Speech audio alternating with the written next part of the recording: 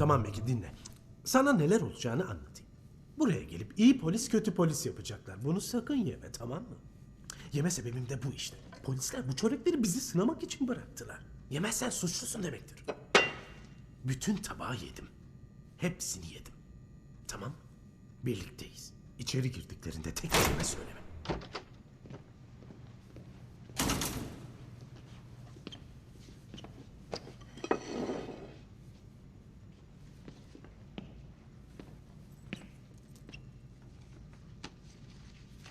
O yaptı. O yaptı. Aradığınız kişi o, tamam mı? Ben evimde kuzenimle oturmuş çizgi film izliyor ve oyun oynuyordum ki bu kadın geldi ve sonra...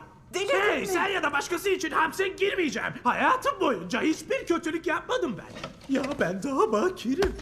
Tamam, tek suçum internetten birkaç bir şarkı indirmiş olmak. Kim indirmiyor ya? Kim indirmiyor? Glenn, Yemin kes ediyorum ya. sesini. Asıl sen kes. Konuşma benimle. Suçlularla konuşmam ben.